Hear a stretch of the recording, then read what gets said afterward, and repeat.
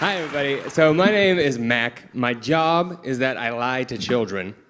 But they're honest lies.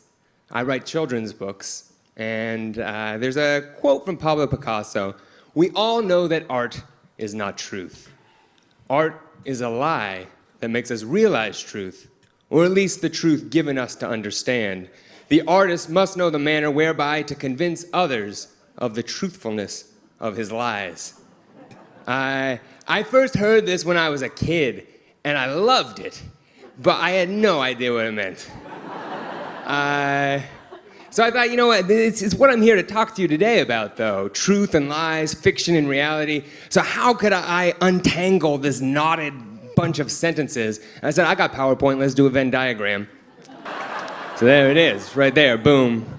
You got truth and lies, and there's this little space, the edge, the middle. That liminal space, that's art. So the thing that made me understand that quote, and really kind of what art, and at least the art of fiction was working with kids. I used to be a summer camp counselor. I would do it on my summers off from college, and I loved it. It was a sports summer camp for 4 to 6-year-olds. I was in charge of the 4-year-olds, which is good because 4-year-olds can't play sports, and neither can I. I play sports on like a 4-year-old level, so what would happen is the kids would like dribble around some cones and then get hot, and then they would go sit underneath a tree where I was already sitting. And I would just make up stories and tell them to them. And I would tell them stories about my life. I would tell them about how on the weekends I would go home and I would spy for the Queen of England.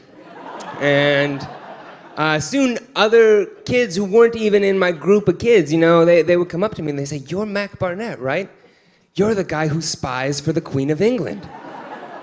I realized that the stories that I was telling were real in this way that was familiar to me and really exciting. I think the pinnacle of this for me, I'll never forget this. There was this little girl named Riley. She was tiny. And she used to always take out her lunch every day, and she would throw out her fruit. She would just take her fruit.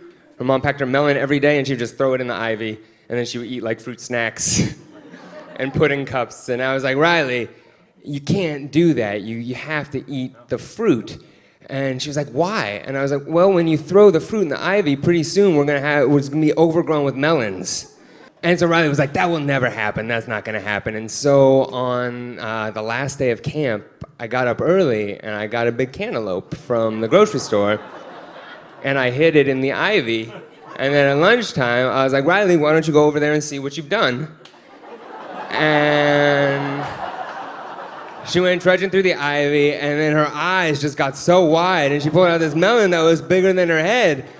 And then all the kids ran over there and rushed around her, and one of the kids was like, "Hey, why is there a sticker on this?" And I was like, that is also why I say do not throw your stickers in the ivy. And you know, Riley knew she didn't grow a melon in 7 days, but she also knew that she did. And it's a weird place, but it's not just a place that kids can get to. It's anything. Art can get us to that place. She was right in that place in the middle. That place which you could call art or fiction. I'm going to call it wonder. It's what Coleridge called the willing suspension of disbelief or poetic faith. But those moments where a story, no matter how strange, has some semblance of the truth, and then you're able to believe it. It's not just kids who can get there. Adults can too, and we get there when we read.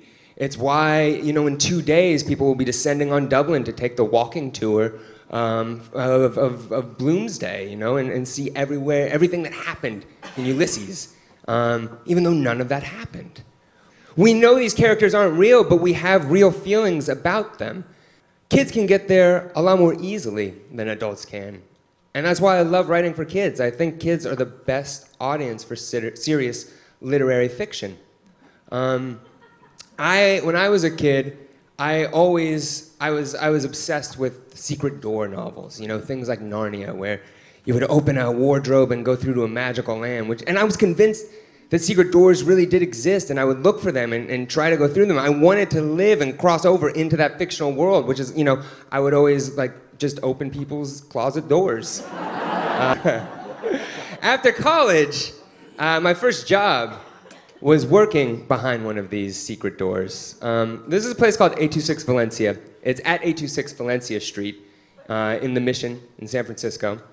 And when I worked there, there was a publishing company headquartered there called McSweeney's, a nonprofit writing center called 826 Valencia, but then the front of it was a strange shop. You see, this place was zoned retail, and in San Francisco, they were not going to give us a variance. And so the writer who founded it, a writer named Dave Eggers, to come into compliance with code, he said, fine, I'm just going to build a pirate supply store.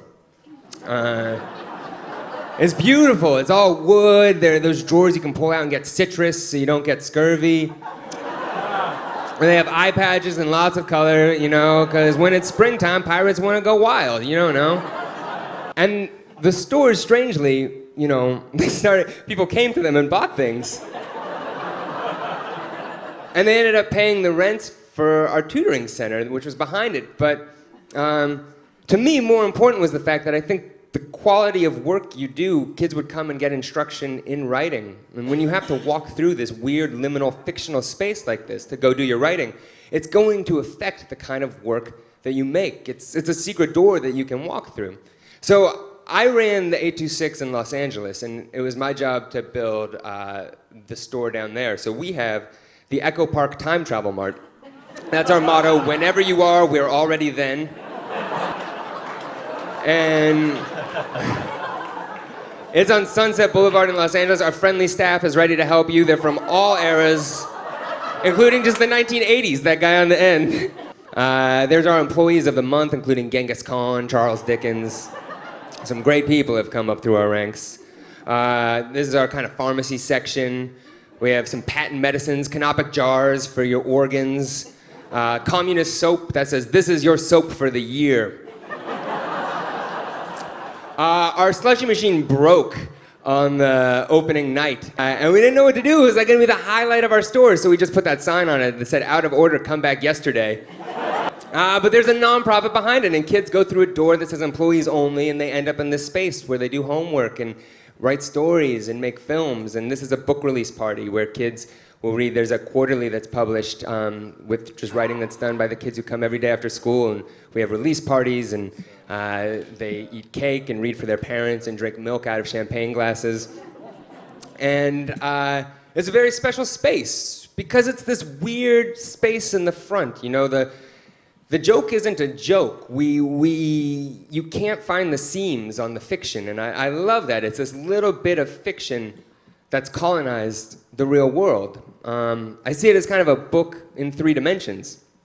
There's a term called metafiction, and that's just stories about stories. And one metafictive technique is breaking the fourth wall, right? It's when an actor will turn to the audience and say, "I am an actor, these are just rafters."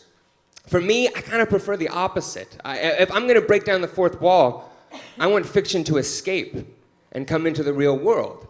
And so I try to do this in my books. And here's just one example. This is the first book that I ever made. It's called Billy Twitters and His Blue Whale Problem.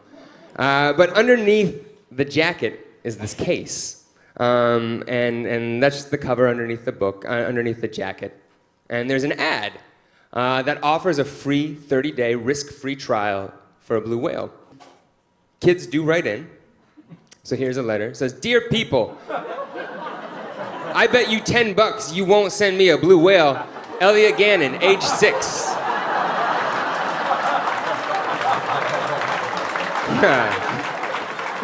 So what Elliot and the other kids who send these in get back is a letter in very small print from a Norwegian law firm that says that due to a change in customs laws, their whale has been held up in Sognefjord, which is a very lovely fjord, and then it just kind of talks about Sognefjord and Norwegian food for a little while, digresses.